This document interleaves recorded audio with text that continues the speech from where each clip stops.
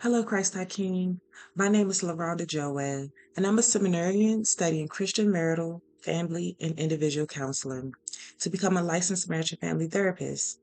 Today, I have the privilege to present to you the last mental health wellness segment for May's Mental Health Awareness Month. I'd like to bring our attention to the knowledge of being trauma informed, which simply means we have the ability to recognize or identify how a person's past or current adversities or stress has significantly impacted their mental, physical, emotional, and even spiritual well-being. How a crisis or trauma can impact or dysregulate a person's mind and body. This is true for both adults and children. So we're going to look at that today. In the human experience, especially within a fallen world, the reality of facing a crisis is a matter of when, not if. Again, this is true for both adults and children.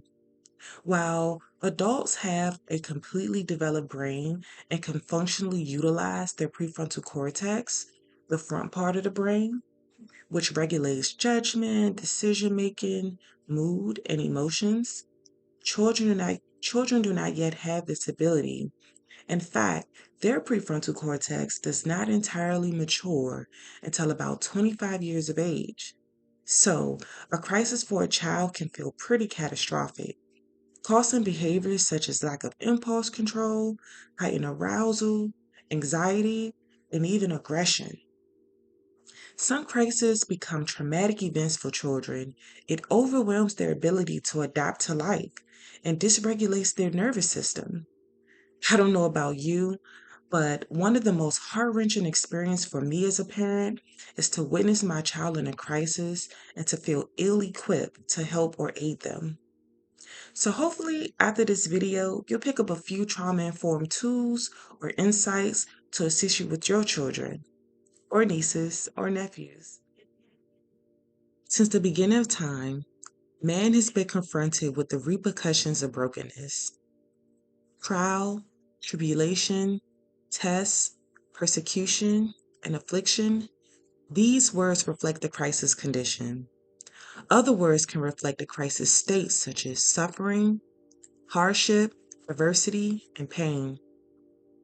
First mention of a crisis is illustrated in the Genesis 3 account, when the serpent approaches Eve in the garden and deceives her into eating fruit from the tree of knowledge of good and evil, which she was forbidden to eat. Eve ate, and Adam also ate. Adam and Eve's sinful disobedience was disastrous. Their actions infected humanity with sin and initiated shame and separation from our holy and just God. Why are we plagued with disasters and crises? God's word reveals three causes for these things: Satan's temptation, sin, and God's testing. We've already mentioned Satan's temptation when the serpent deceived Eve. We've also talked about sin, Adam and Eve's disobedience against God. Next, we're going to discuss God's testing. God's testing is for humanity's benefit. God tests his people not to tempt them into sin, but to reveal to them what's in their hearts. Therefore, when we respond faithfully to the sufferings and hardships of life, God is glorified, we are sanctified, and others are drawn into Christ. God has not left humanity to its habitual sin and inflictions of crises and trauma. God has sent his only begotten Son into the world to redeem those whom he predestined to be his own. God is working out all things for their good, for our good, Christ our King. Unfortunately, the experience of trauma has become an unexceptional part of life. 75% of society will experience a traumatic event, and 25% of those people will even become traumatized. As a society, we all experience a collective trauma when the coronavirus completely altered the way we function and did life together. When a person is struck by immense trauma, their self-protective survival system activates. This is normal. The body is responding the way it was designed to during a threat. However, the traumatic event that's being experienced is not normal, and its effects are life-altering. When the nervous system becomes overwhelmed by traumatic events, trauma-related disorders such as post-traumatic stress disorder, PTSD, or acute stress disorder, ASD, can develop. PTSD is diagnosed when a person experiences or witnesses a threat of life or sexual violence or injury. The person may relive their traumatic experience in the form of flashbacks.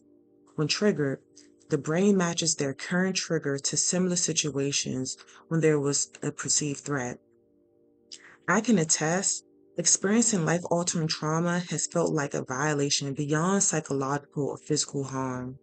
My soul was wounded, and such violations are even more damaging for children. In the book, The Deepest Well, Dr. Nadine Burke-Harris guides readers into a holistic understanding of the long-term effects of toxic stress and adversity on children, even up into adulthood. Early intervention from trusted and supportive adults become a buffer for children experiencing adversity. These healthy relationships can combat dysregulation and help to stabilize children's stress hormones, specifically cortisol. Okay, I have a question for you. Can you tell when you've flipped your lid? Not sure what I mean by that. All right, so parents can equip their children with a trauma-informed tool called the hand-brain model. It's a very child-friendly aid which helps children explain when they are flipping their lid. It's helpful to them to tell when we're flipping our lids too. Let's take a look at Dan Siegel's hand-brain model. Ever felt a big reaction to something and not known why? Here's a way to help you understand your brain and manage your behaviour. The hand model of the brain. The bottom of your hand represents the brainstem and is involved with the automatic physical processes that keep us alive, like breathing and our heart rate. Your thumb is your limbic system, and with your brainstem forms part of your emotional brain. This helps you to manage and understand your feelings and stress responses. The outside of your hand and fingers are your cortex, or your thinking brain. When the thinking and emotional brain work together, it's easier to manage your emotions, talk with others, and problem solve.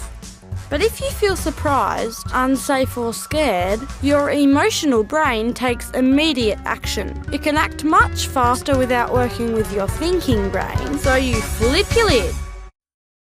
If you're in real danger, acting fast can help keep you safe, and that's really important. And then when the danger has passed, your lid comes back on. Your thinking brain is back in control. But sometimes we flip our lids when we don't need to. How we think and behave isn't helpful.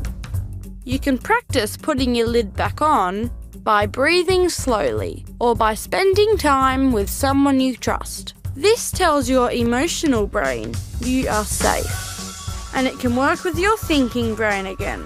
Now your whole brain can help you manage your behaviour and your feelings. Children are sponges, and they love to make sense of themselves and the world around them.